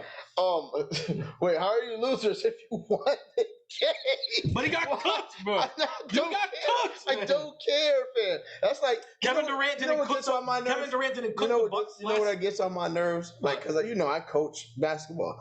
So like, you're at a game and a kid comes up, crazy handle, yak, makes the kid fall. Everybody's running around. Then he shoots the ball and misses, and I'm like, it's not the same. It's not the same. He got no points for that. He got. So no what you're points saying is, if you're a coach, right? Mm-hmm. You're in a basketball game. Mm-hmm. Your kids put forth like a phenomenal effort. One of your kids drops 45 points. Mm-hmm. He goes to hit the game-winning shot and misses, and you guys lose the championship. You guys are like, you did nothing today.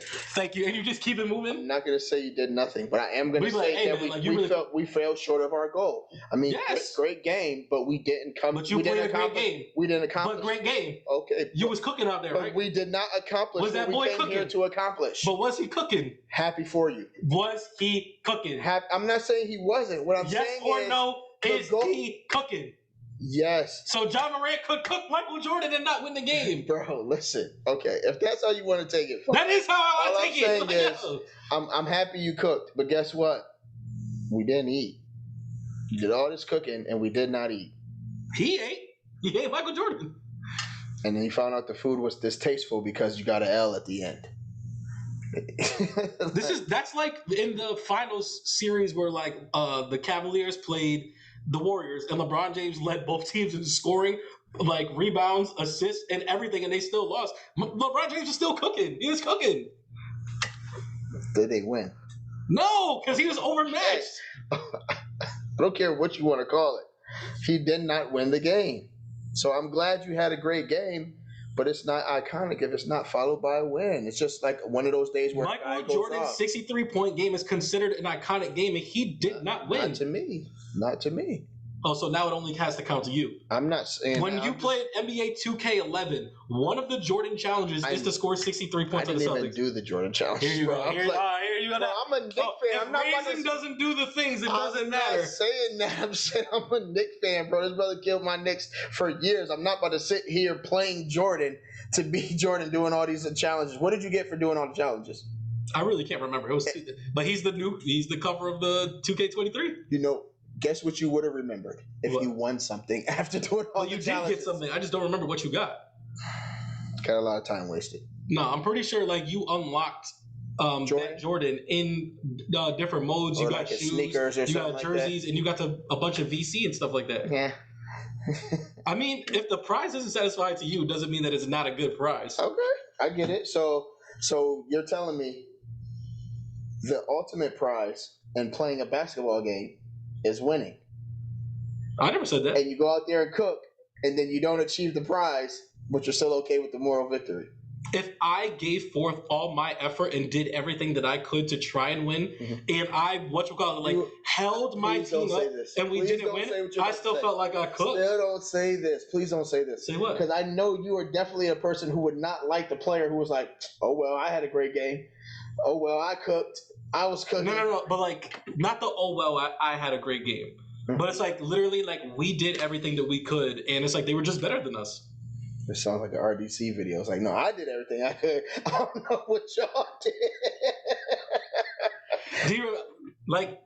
So much about the game when LeBron, he got swept by those Warriors, right? Yeah. They had the first game where he dropped like a 50-point triple double, and then J.R. Smith blows the play like at the end. George Hill misses the free throw, and then they wind up losing that game.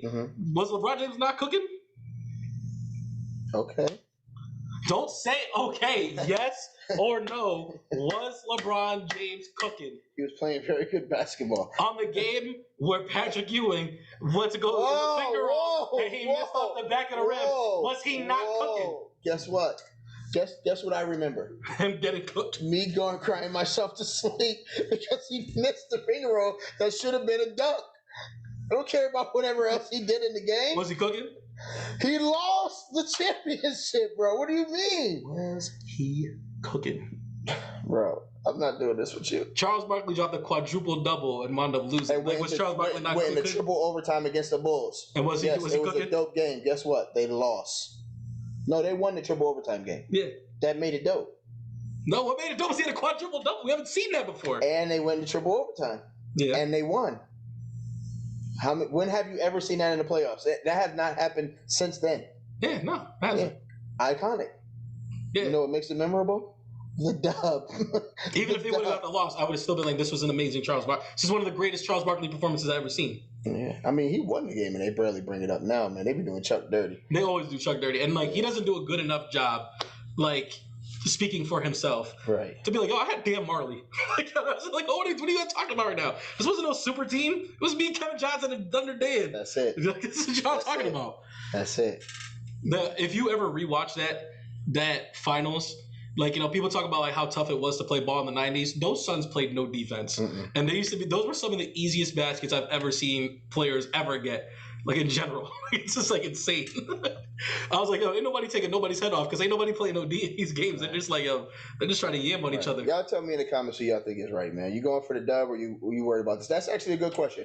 Would you rather drop 60 and have an iconic game in an NBA game, or would you rather win? This is not the same question that we're having. Because now, like, you're telling me, you're trying to say, and you're putting words in my mouth that, like, to me, winning doesn't matter as long as the game is good. I'm not saying that's what you're saying. No, you're saying that it's still dope to have an iconic game. I think you can have an iconic game and it still be a loss. Exactly. Okay. That's what I'm saying. All right. And who won that iconic battle with Dominique versus Larry Bird? Larry. See, that's the thing. It's revisionist history. You don't even remember. The Hawks won that one. Thank you for the correction. Yeah, it's crazy because I honestly just lied. The fact that you don't remember lets me know that, like, you don't even remember it's iconic. You just remember that Dominique dropped 55 on Larry Bird's head because he was cooking him. I just made that up. The Celtics definitely won that. Because nobody really remembers. In the comments, would you rather what you remember is the iconic performance. Would you rather have, as Joel would say, an iconic game, regardless if you win or lose, or would you rather get the win? I think this is the incorrect question. I think the correct question is, can you still have an iconic performance in a loss? I think that's the question. Followed by, does it matter if you lose? you keep trying to. It's the same question that I just had, but you just want to add in the thing. Was like, but does it matter? Does it matter? Does it matter? Can you have an iconic performance in a loss? That's it. That's all there is to it. That's all there is. Okay. Put it in the comments. I'm not saying nothing, man. You know that man Wendell Clark gonna get on there right away. Bang, bang, bang. He'd be like, I remember when Charles Barkley was before he was around mountain rebound. We'll see. We'll see what happens. All right, we can mosey on over to. No, we gotta talk about the 2K23 cover came out. We never got to talk about it. It was always like 5 covers, right? It's 2 covers this time around. Okay. Is one Jordan? One of them is Jordan. How? Why? It's 2K23. Duh, reason. Okay, go ahead. All right. Apparently, they're bringing back the Jordan challenges for this one. Okay. A lot of people are pretty upset about that because they're like, I don't want to play these again. I don't. And the cover athlete for the regular cover is whatchamacallit, Devin Booker. Really? Yes. And a lot of people are like, why? That's how a lot of people are saying. I feel like there's a lot of other places they could have went. First of all, I feel like this is the easiest bag of all time. 2K23, and it's not LeBron and Jordan? LeBron and Jordan could have worked. I mean, Steph just had an iconic season. You could have went with Steph. Has he even ever been on a cover? Yeah, he was on 2K16, but that was the one where it was like 3 of them. Yeah. I want to say it was like him, Harden, and Anthony Davis. I think was his cover, or Durant. Yep. I feel like you could have went Luka. Yep. I feel like you could have went with the MVP of the league. Luka's definitely coming. I feel like we're definitely going to get an international cover. Mm-hmm. And I wouldn't be surprised if it was Luka, Jokic, Giannis, or something like that. Mm-hmm. Yeah. I mean, I'm not buying the Jordan one. Straight like that. But this is the one I really wanted to show you because there's another cover, and it's the WNBA edition. That's hard? I think it's hard. That's tough. I honestly think that might be the one that I get. That's tough. Wait, that's actually one of the ones. This is actually one of the covers, yeah. Oh yeah, that's tough. I think this could be the one I get. Who's that? Sue Bird and Taurasi? Yeah, that's tough. That's tough. I'm all about some Diana Taurasi. That's like, tough. let's go. That's tough. Yeah, and those are the two that was wilding when they was reporting on that game that time. Diana Taurasi was bugged out. We're not gonna go there. John Morant, I think, would have been a solid cover athlete. Yeah. I feel like there's a lot. What about Embiid? Nah. I just feel. What about Anthony Edwards? Nope. We're not saying that just because he was in that movie. No. So like, I listen to Bill Simmons a lot. He's like one of my favorite sports journalists. He's one of my favorite podcasts out. Okay. And recently he did his trade market value chart. Mm-hmm. And he ranked, I think it was like 64 players from 64 to 1 on like who has the highest trade value and stuff like that. Mm-hmm. And Anthony Edwards was in there. And they started to have a lot of discussions about Anthony Edwards and like how he believes that like Anthony Edwards probably right now has one of the highest approval ratings like of any NFL or NBA player, where he's just extremely popular. And like, not mind you, he's really good. So like the way that he did the chart is like everybody's kind of like in these tiers. Okay. And then like they're kind of ranked by if you were team A and I was team B, and like you called me and I was like, I had this player, you had that player, who's the one that has to give up more stuff? And they ended on and they stopped on this one thing. Anthony Edwards, Ja Morant, who hangs up the phone first? The Grizzlies or the Timberwolves?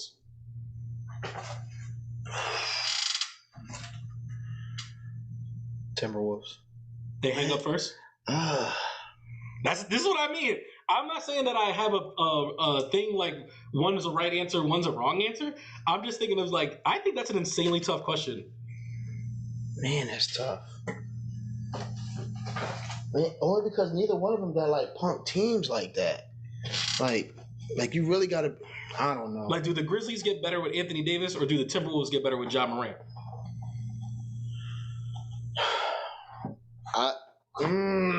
It's tough. They're both really good players, man. They're insanely and they good. do a lot of the same stuff. And they're both really young. They're only like a year apart. Really young. So if you're asking me, I'm gonna say Minnesota gets worse. Do I get to explain? By all means, of course. Only because the one concern I have with Ja Morant is shot selection. He doesn't believe that there's any bad shot, and he believes that he can make anything, and I respect that confidence. But if you're going to do that on a team with Cat, then you're going to take away from the productivity of Cat, and that could lead to lost games. Okay. I feel like Anthony Edwards will get more people involved than Ja. Ja knows he has to carry the team in Memphis, but the more he does that, it opens up guys to be free in their game because the responsibility doesn't fall on them. Therefore, you see better basketball from those guys. But as far as like giving them the opportunity now that they are empowered to keep doing that stuff on a regular basis, then I'm going to have to choose Anthony Edwards. Makes Memphis better as opposed to Ja Morant making Memphis better. Okay. I don't think that that's wrong in any sense of the word. Yeah. But like one of the things that become like I found the most interesting about this thing, because it's like the trade value chart is like it is what it is. But then it's just kind of like when you think of, because like when you get to the top of the top, it's like it's superstars. It's superstars versus young guys who you think can be superstars. And I think when you start to think about certain people, where it's like I think certain people are held at certain levels, and this is my prime example: is they got to Trae Young. And they were like, how good is Trae Young really? How many of these players, if they called and say, hey, we'll give you Trae Young for this player, would you say, yeah, I'll take him? And there wasn't a lot of people. And where they kind of stopped at was Detroit and Cade Cunningham. They were like, would you take Trae Young right now for Cade Cunningham? And they were kind of like, I don't know. I don't think so. And like as a Pistons fan, I was like, I think you guys could keep Trae. Right. You know what I mean? Like it's an interesting thing to think about. That's all I'm really getting. It is. But I just want to talk about that real quick. I digress. We could move on. What do we got next? Heavyweight lovers. Okay. You all right? I was about to sing the wrong song. I guess you'd wonder where I've been, but it's the right song, the wrong part. It's the right song, the wrong part. You've done this a couple times. A bunch of, because it's like. I think about like at 2 a.m. when you fall asleep with BET on. It's like when that commercial comes on. We're gonna have to get you some keynote cards. Well, all right, man. I ain't slipping like that. Like I caught myself before the mistake. You know, so what you won't do for love. You tried everything, but you don't give up. All right. So heavyweight lovers. Oh, what is that? Oh, it's a piece of string. Sorry. Don't do that. Listen, I was in Texas, man. I saw a roach that was the size of my thumb. I was just like, yo, I'm out of here. All right. We'll get you heavyweight lovers. All right, so it's challenge time, y'all. It's challenge time, okay? So, yeah, I know you're like, what's going on, right? So I'm doing this thing with my wife, and I want to encourage other married couples to do the same as well, all right? So summer's getting rolling, pretty much rolling, right? We got about... I mean, yeah, bro. It's like it's July. Right. So you got like maybe, a month and a half, a solid summertime left. So what I want you to do is like, now that we've talked about like all like the talking and communicating and all that other stuff, like I think it's time to start celebrating one another, right? So doing something that you wouldn't normally do to make the other person feel valued in the relationship. And it doesn't have to even be anything that where you go above and beyond, just like literally asking them what it is. So I tried it today and I asked my wife, I was like, hey, if you could get anything from me with no strings attached, no consideration, what would it be? And she was like, first of all, she panicked. Like, huh? What I have to, huh? Right now? I'm like, hey, you only got a few seconds. Let's just pick something. She's like, I don't know. I'm not materialistic, or I care about everybody. I was like, listen, you can choose for me to take the boys out of the house for the day. Just pick something. I think you setting up people to have some fights. We'll see what happens. I mean, this is like if you could do one thing with something like stop texting them other bitches or something like that, or like listen, I need you to leave. I feel like if that's where you are in your marriage, then you've missed a lot of other episodes that you should have been listening to. All right, so like literally, you want to challenge yourself to celebrate your significant other. All right, so you ask them, no strings attached, if there's something that they would want to do, exactly what it is. My wife decided on a shopping spree. So I was just like, okay, all right, I'm gonna give you a couple dollars. It's $50. Go to TJ Maxx, hit the clearance rack. Go for it. You know, I think AJ Wright's having a closeout. So. Right. Sports. Right. You go across a couple cities and find a Ross. But yeah, so I was shocked that that's what she went with, because it's like I know at some point she wanted to do like some vacation and have some alone time, but we have been doing that. So the shopping spree for me is not just like, it wasn't what I thought. I thought maybe like a mani-pedi or something, or get the boys out the house. So the point is that you never know like the needs of your spouse any given moment. Like you do the best that you can to provide for their needs and listen and be helpful, but you could miss things. Like I said, I was shocked by the choice that my wife made, but now I get to do something nice for her that I know that she wants to do because it came from her thought. And it's a challenge that you don't have to do tomorrow or the day after. Maybe you need the summer to do it, but at least make sure that it's something that you're targeting to get done for significant other, to let them know, that you hear them, you love them, you care about them. I think it's important to give them some time to think about it too, because like you kind of just sprung it on her like real quick. Mm-hmm. So it's like like you said, like she's like, I don't know what the hell I want. Like what I'm saying. So like I did that on purpose. I know you did, and like you had that $50 in your pocket ready to go. I did that on purpose because I know my wife. If I give her more time, then a week's gonna go by. But have you decided? No, it's so many things. I don't know what to do. What's your top three? Huh? Right. What's your top three? So she ended up deciding on a shopping spree. So I'm gonna do that for her. Okay. Like you can shop at what you call Stop and Shop. Yeah, get some groceries for the house. Go to Walgreens, get all the toothpaste you want. Get some groceries to this damn house.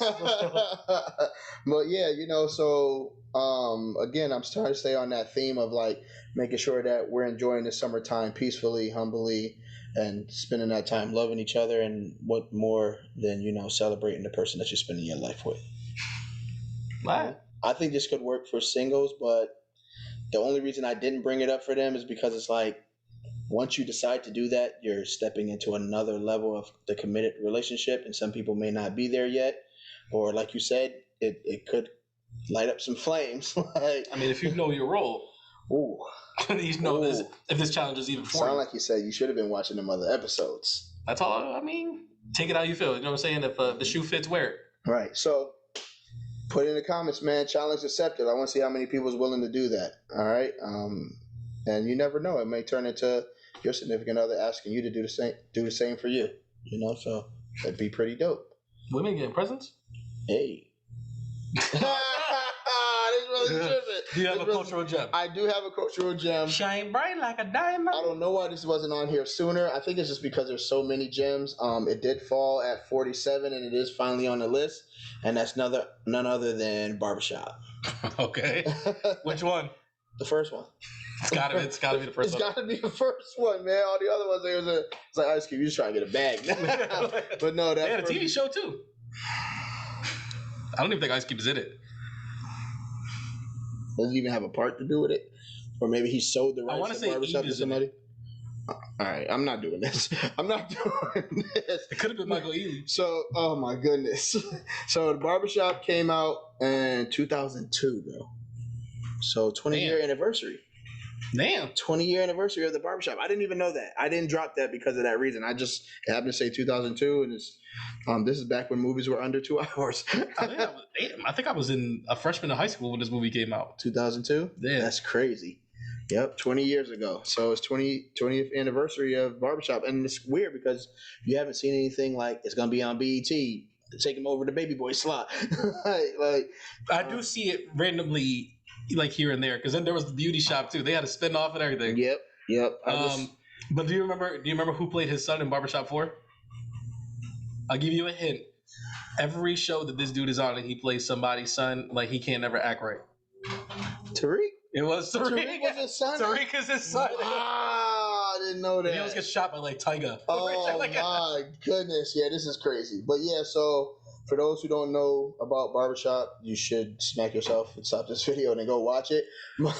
No, it's literally what the title says. You know what I mean? It's just like that Barbershop being that place that's supposed to be like Switzerland, like where people come and crack on each other or talk about life, or just basically it's like the watering hole. You know, you come, you get a cut, you leave out feeling better than what you went in, and you get to have good like cookout type conversation. I think where Ice Cube took the next step is just being able to see the life of those barbers that they may have to live outside of just being in the shop and being that catalyst or that cornerstone for the community, while also bringing the comic relief, like with people like Cedric the Entertainer in the movie, and it was definitely a good showing. Well, Cedric the Entertainer is probably the best character in the whole series, of course, for the most part. And it's like, because he does what most comedians do, is like, yes, he is the comedic relief, but he's also the heart of the movies. Yes, and it's like he has like a lot of the really dope scenes where someone needs to give you the tough talk, or they need to do that type of stuff. It's like it's usually Cedric the Entertainer that has to do that. Oh yeah, when he had that moment with Ice Cube, I was like, ooh. And he plays an older dude, so he got a little wobble going. I really like the part. Jesse Jackson. Right. That was a big one. Like when it happened, like, everybody kept saying that. Right? Yeah, he was tripping. He's talking about Rosa Parks too. He was tripping. I think one of my favorite scenes, and it's not from part one, but like, cause me, you know, I cook out a lot, but I had noticed like he was on the grill and he had his feet in the water, in the little keep himself cool, and he said something crazy to Queen Latifah, and she stepped in the water with him. I was like, oh, this is hilarious. And then he was like, go ahead and eat that hot dog. You know you want that hot dog. She bit that. He was like, she gonna bite it when she walked. That's what she did. She walked off with the hot dog. She turned around, was like, and then that's how we got Beauty Shop, guys. Right. Wasn't Nicki Minaj in one of the movies too? Yes. Please don't. I couldn't even tell you what Barbershop 3 was. That's the one that like doesn't even exist. I feel like. Please stop. But I remember Barbershop 4 wasn't bad though. The one with Tariq in it. Okay. Then they had the whatchamacallit, they had the white barber, like who actually was pretty legit. No, I get it. I'm all set. I was just trying to think of the other other first one had Anthony Anderson in it, man. They were stealing the ATM. Yeah. Was he with Lorenz Tate? No. Yeah. No, it was Lorenz Tate. It was Lorenz Tate, right? Yeah. Like, come on, man. You don't get no better than that, man. And then like Michael Ealy's gangster storyline. Right. It was like he wanted to be with Eve, but like he couldn't be with Eve because he was still in these streets, but he wasn't really in these streets because he was really doing light skin stuff. So like it was like a lot of that. Barbershop, check it out. Probably changed like the apple juice trend like forever because of that movie. Oh yeah. Somebody drank Eve's apple juice. Don't drink that apple juice. I think Eve got a show off of this too. Like that's how she got Eve. There's a lot on there. We're not doing this. Do you have a nasty nugget? I don't. It's okay. I mean, I wasn't apologizing. Oh God, I know it's okay. I ain't got them. All right, listen. We let y'all off the hook today, man. We ain't hit you in no 2.5 hours today. All right. I guarantee you this versus tomorrow gonna be like 2.5 hours. Oh, what versus is tomorrow? I told you, man. The one that we gonna do with Chris Brown. Right, my bad. I'm sorry. I got excited. I was like, what? What's going on? All right. Are you not excited no more? You say? No, I'm excited. because it's pretty dope. I love the fact that y'all gonna be the DJs too, so that's pretty dope. So yeah, man, holla at your boys. Episode 56 and Lawrence Taylor. Shout out to the guy. Brian Cushion, baby. Right? No, stop it. Lawrence Kush Taylor. money. Kush money. All right. Until LT, next time, baby. we'll holla at y'all. Episode 57. Feet.